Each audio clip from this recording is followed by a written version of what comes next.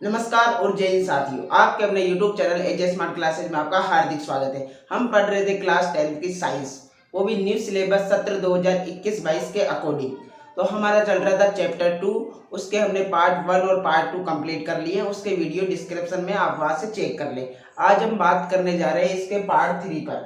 तो हमने समझ लिया था अब तक कि अम्ल, क्षारक व लवण में क्या अंतर होता है, इनके क्या उदाहरण होते हैं और इनकी डेफिनेशन क्या होती है। और उसके बाद हमने पार्ट 2 में बात की थी कि सूचक क्या होते हैं, सूचक के प्रकार क्या होते हैं और सूचक अम्ल व क्षारक के साथ किस प्रकार मेलजोल करते हैं या उनकी अभिक्रिया किस प्रकार होती है, वो हमने समझा था। आज हम पार्ट 3 में बात करने जाएंगे अम्ल व क्षारक के अभिक्रिया, चाहे वह धातु के साथ हो या धातु कार्बोनेट या धातु बाइकार्बोनेट के साथ। इसके अलावा अम्ल व क्षारक की आपस में अभिक्रिया हो तो क्या होगा, उसे हम आज इस वीडियो में सीखेंगे। तो आइए वीडियो शुरू करते हैं। वीडियो शुरू करने से पहले मैं आपको बता दूं, अगर आप हमारे चैनल पर नए हैं तो चैनल को सब्सक्राइब कर दें ताकि आपको समय समय पर अपनी स्टडी से रिलेटेड सभी सामग्री समय पर मिले और आपके जो 10th का कोर्स है वो भी समय पर हो पाए। तो ठीक है, तो वीडियो शुरुआत करते हैं। तो हमारा था चैप्टर 2 अम्ल, क्षारक एवं लवण।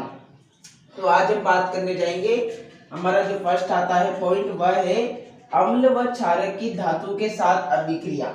धातु आप समझते होंगे, धातु वह होती है जिसमें चमक होती है, जिसमें तन्यता होती है, जैसे आपका लोहा, एल्यूमिनियम, ये क्या है, धातु है। ठीक है, तो अम्ल व क्षारक की जब धातु के साथ अभिक्रिया करते हैं तो क्या होता है वो हम देखते हैं। तो सबसे पहले हम देखते हैं अम्ल के साथ अभिक्रिया करते हैं धातु की। तो यहाँ पर अम्ल प्लस धातु, मतलब अम्ल व धातु की अभिक्रिया की तो हमारे पास दो परिणाम मिलेंगे, वो होगा लवण प्लस हाइड्रोजन। तो अगर अम्ल धातु के साथ अभिक्रिया करता है तो क्या बनते हैं, लवण व हाइड्रोजन का निर्माण होता है। ये हमें उत्पाद प्राप्त होते हैं। इस समीकरण के रूप में समझे तो यहाँ हमने अम्ल लिया है HCl, ठीक है, हाइड्रोक्लोरिक अम्ल हमने यहाँ पे लिया है HCl। उसके बाद हमने धातु में क्या लिया, यहाँ पर जिंक ली, ठीक है, आपका ये यहाँ पर धातु के लिए मैं जिंक ले ली। जब HCl व जिंक की हमने आपस में अभिक्रिया करवाई तो हमें जिंक क्लोराइड जो कि लवण होता है वह प्राप्त हुआ। ठीक है, जिंक क्लोराइड प्राप्त हुआ और हाइड्रोजन गैस प्राप्त हुई। ठीक है ना, कि HCl प्लस जिंक हमें परिणाम मिले जिंक क्लोराइड प्लस हाइड्रोजन। वही हमें ऊपर के फॉर्मूले में दे रखा है कि आप कभी भी अम्ल की धातु के साथ अभिक्रिया करवाएंगे तो आपको लवण और हाइड्रोजन ही प्राप्त होगा। ठीक है, तो ध्यान रखिएगा कि अम्ल जब भी धातु के साथ अभिक्रिया करेगा तो क्या परिणाम मिलेंगे, लवण और हाइड्रोजन। अब देख लें क्षारक के साथ। तो यहाँ हमने क्षारक के साथ अभिक्रिया करेंगे धातु की, तो यहाँ हम क्षारक प्लस धातु, क्षारक की धातु के साथ जैसे ही अभिक्रिया की तो हमें क्या प्राप्त हुए, लवण व हाइड्रोजन। ठीक है ना, यहाँ भी लवण और हाइड्रोजन प्राप्त हो रहे थे, उधर भी लवण और हाइड्रोजन, लेकिन उनमें अंतर होगा, देखते हैं। जैसे हमने यहाँ क्षारक में क्या लिया, NaOH, ठीक है ना, यहाँ पे हमने NaOH लिया जो कि आपको पता है कि क्षारक होता है। उसके बाद धातु में हमने यहाँ पर वापस जिंक ली। ठीक है, तो जैसे हम दोनों की अभिक्रिया करवाई तो हमें क्या परिणाम रहा, Na2 जिंक O2, ठीक है ना, तो सोडियम जिंकेट हमें यहाँ पर प्राप्त हो गया। उसके बाद हमें यहाँ पर हाइड्रोजन गैस, तो ठीक है ना, हाइड्रोजन गैस का उत्पाद प्राप्त हुआ। तो आप समझ गए होंगे जब क्षार और धातु की आपस में अभिक्रिया कराएंगे तो क्या क्या प्राप्त होंगे आपको, एक तो लवण और हाइड्रोजन गैस। यहाँ पर भी वही था, उधर भी वही था। ये उदाहरण आप याद कर ले, एग्जाम की दृष्टि से बहुत महत्वपूर्ण है, क्योंकि आपके पास सीधा सा क्वेश्चन आएगा अम्ल व क्षारक के धातु के साथ अभिक्रिया बताइए। तो अभिक्रिया आप डेफिनेशन में तो लिख ही सकते हैं। कैसे लिखेंगे आप, कि अम्ल धातु के साथ अभिक्रिया करके लवण व हाइड्रोजन उत्पन्न करता है या निर्माण करता है या उत्पाद प्राप्त होते हैं, लिख सकते हैं आप। इसमें भी आप अपने दिमाग के अनुसार आप इसमें पैराग्राफ बना के लिख सकते हैं कि क्षारक की धातु के साथ अभिक्रिया कराने पर लवण व हाइड्रोजन प्राप्त होते हैं। ठीक है ना, और उदाहरण आपको लिखना ही पड़ेगा, क्योंकि साइंस में जो केमिस्ट्री के चैप्टर होते हैं उनमें जब तक आप समीकरण नहीं लिखेंगे तब तक आपको पूरे नंबर नहीं मिलेंगे। तो यहाँ पर HCl प्लस जिंक, आपको ये फॉर्मूला याद रखना है, इसे आप बिल्कुल याद रखिए, क्योंकि आपके बुक के एग्जाम्पल है, कहीं अलग से नहीं है, आपके नोट्स टाइप के हैं, आप इन्हें कॉपी भी कर सकते हैं, आपके एग्जाम की दृष्टि से महत्वपूर्ण है। तो हमने क्या समझा, अम्ल व क्षारक की धातु के साथ अभिक्रिया।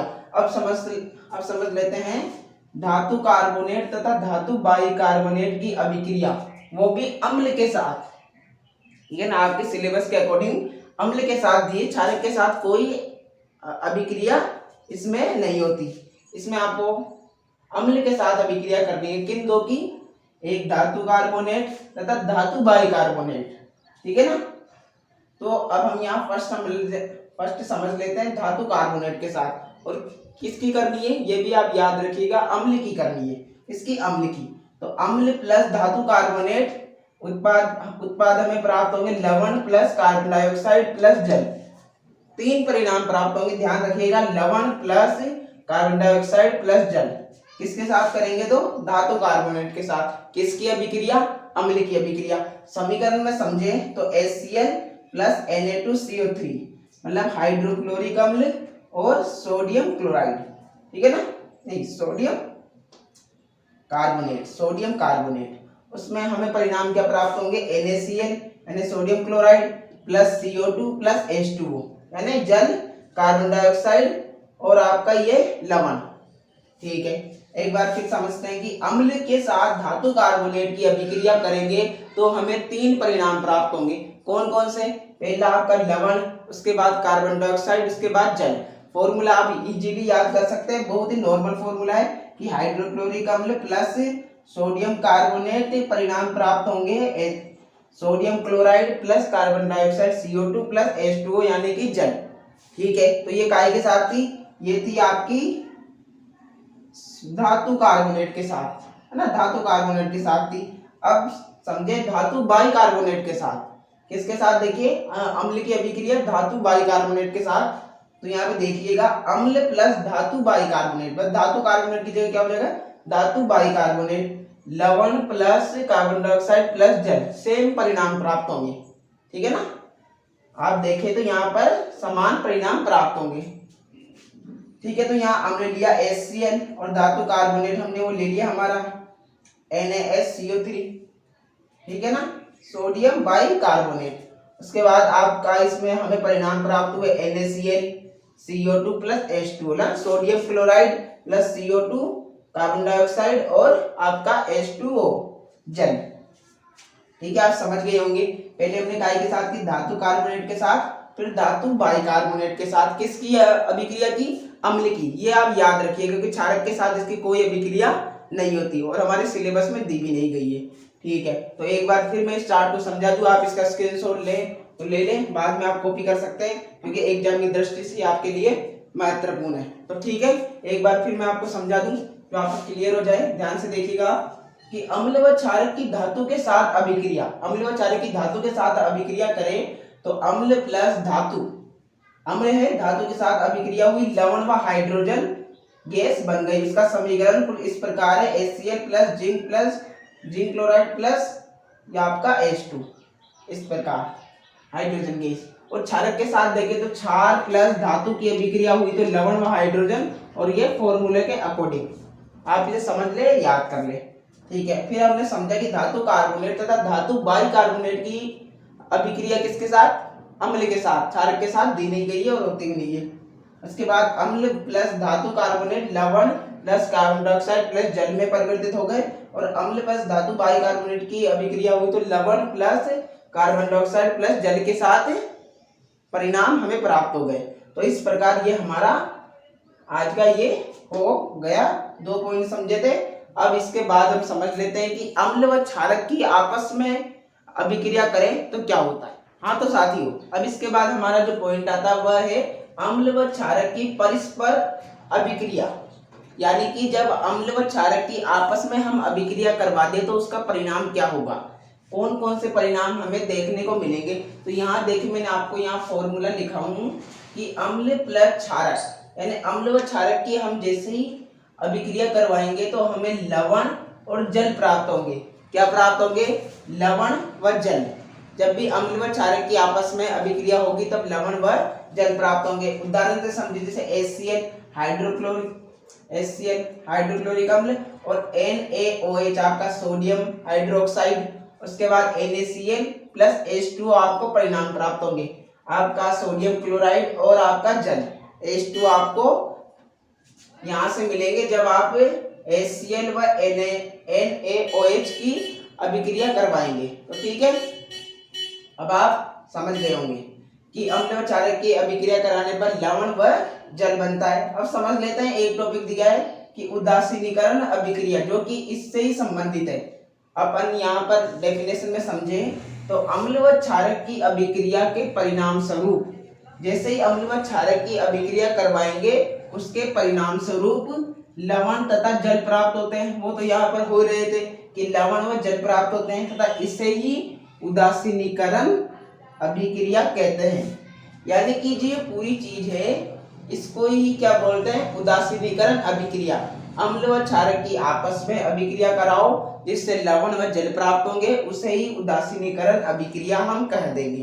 तो ठीक है, अब समझे कि हमारे जो अम्ल हमने टाइप समझे थे कि प्रबल अम्ल व दुर्बल अम्ल, और क्षारक के भी समझे थे प्रबल क्षारक व दुर्बल क्षारक। उनकी आपस में अभिक्रिया कराए तो हमें क्या परिणाम प्राप्त होंगे। तो अब हमारे पास यहाँ पर 4 परिणाम दे रखे हैं। कितने दे रखे हैं? टोटल 4 परिणाम है। फर्स्ट नंबर का हम देखें तो यहाँ पर क्या होगा, यहाँ पर हमारे पास प्रबल अम्ल प्लस दुर्बल क्षारक, यानी अंत तो क्या होगा, प्रबल और दुर्बल क्षारक होगा। तो हमें परिणाम क्या मिलेंगे, अम्लीय लवण प्लस जल। ध्यान रखिए यहाँ पर अम्ल क्या है, यहाँ पर अम्ल प्रबल, तो वहां पर लवण भी क्या होगा, अम्लीय हो जाएगा। इस तरीके से आपको ये याद रखना है। सेकंड समझे, दुर्बल अम्ल प्लस दुर्बल क्षारक, नहीं, दुर्बल अम्ल प्लस प्रबल क्षारक, यानी यहाँ पर अम्ल क्या है, दुर्बल, और क्षारक क्या है, प्रबल। तो प्रबल यानी ये अधिक शक्तिशाली है, इसकी एनर्जी ज्यादा है, तो यहाँ पर जो हमारा लवण होगा वो भी क्या होगा, क्षारीय होगा, और प्लस में जल तो हमारा चलता ही रहेगा।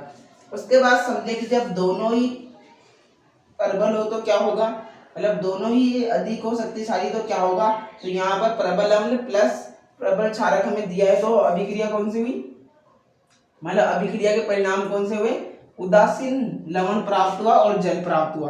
कौन सा लवण प्राप्त हुआ यहाँ पे, उदासीन लवण। उसके बाद समझे कि जब दोनों ही हमारे दुर्बल हो तो क्या होगा, कि दुर्बल अम्ल प्लस दुर्बल क्षारक हो तो क्या परिणाम प्राप्त होंगे, तब भी हमें उदासीन लवण प्लस जल प्राप्त होंगे। कौन सा, उदासीन लवण प्लस जल प्राप्त होंगे जब दोनों दुर्बल होंगे। तब एक बार फिर इस चीज को समझ ले, जो आपका कंफ्यूजन दूर हो जाए, कि अम्ल व क्षारक की परस्पर अभिक्रिया हम करवाए, यानी अम्ल प्लस क्षारक, तो हमें लवण व जल प्राप्त होते हैं। ध्यान रखिएगा, लवण प्लस जल। उसके बाद आपका उदाहरण समझा दिया कि हाइड्रोक्लोरिक अम्ल और आपका सोडियम हाइड्रोक्साइड की जैसे ही हम अभिक्रिया करवाएंगे तो आपको सोडियम क्लोराइड प्लस H2 आपका जल प्राप्त हो जाएगा। और ये जो हमारा चक्र है, जो हमने अम्ल व क्षारक की आपस में अभिक्रिया करवाई उससे हमें लवण व जल प्राप्त हुए, इसे ही हम क्या बोलते हैं, उदासीनीकरण अभिक्रिया बोलते हैं। डेफिनेशन से समझे, अम्ल व क्षारक की अभिक्रिया के परिणाम स्वरूप लवण तथा जल प्राप्त होते हैं तथा इसे उदासीनीकरण अभिक्रिया कहते हैं। ठीक है साथियों, ठीक है। अब हमने समझा कि 4 टाइप में दिए कि इस प्रकार अभिक्रिया हो सकती है। लवण कब अम्लीय होगा, कब उदासीन होगा, कब क्षारीय होगा, वो इस 4 आपको याद रखने हैं। इसमें बहुत सिंपल तरीका मैं आपको बता दूं, आपको कुछ ही याद नहीं रखना, इतना ध्यान रखना है, जहां पर आपका प्रबल अम्ल होगा उधर लवण भी क्या हो जाएगा, अम्लीय हो जाएगा, और जहां पर आपका क्षारक प्रबल होगा उधर आपका लवण भी क्षारीय हो जाएगा। जब दोनों ही आपके प्रबल होंगे तो आपका जो लवण प्राप्त होगा वह उदासीन होगा, और जब दोनों दुर्बल हो तो आपका लवण भी उदासीन हो जाएगा, और यहाँ पे प्लस में आपका जल तो यहाँ पर समान चलता रहेगा। तो ठीक है, इसको आप एक बार स्क्रीनशॉट ले ले और इसको नोट कर ले, ये आपके एग्जाम की दृष्टि से बहुत ही महत्वपूर्ण है। नोट्स टाइप के आप अपनी कॉपी में लिखकर बना सकते हैं, आपको एग्जाम की टाइम इधर उधर देखना नहीं पड़ेगा। तो ठीक है साथियों, तो आज हमने समझा कि जब हम अम्ल की अभिक्रिया धातु के साथ, धातु बाइकार्बोनेट या धातु कार्बोनेट के साथ करते हैं तो हमें क्या परिणाम प्राप्त होते हैं, और अम्ल व क्षारक की आपस में अभिक्रिया करने से क्या हमें परिणाम प्राप्त होते हैं, उदासीनीकरण अभिक्रिया होती है, क्या होती है, और जब भी अम्लीय लवण और क्षारीय लवण या उदासीन लवण किस प्रकार प्राप्त हो सकते हैं, ये सारी चीज हमने इस वीडियो में आज सीखी है। तो आपको वीडियो कैसा लगा? अगर आपको वीडियो पसंद आए तो वीडियो को लाइक करें और चैनल को सब्सक्राइब करें, ताकि आपको समय पर अपनी स्टडी से रिलेटेड और अपनी क्लास 10 से महत्वपूर्ण एनसीईआरटी मैथ और साइंस के वीडियो समय पर मिल सके। तो धन्यवाद। जय हिंद, जय भारत। दोस्तों, पढ़ते रहिए और आगे बढ़ते रहिए। धन्यवाद।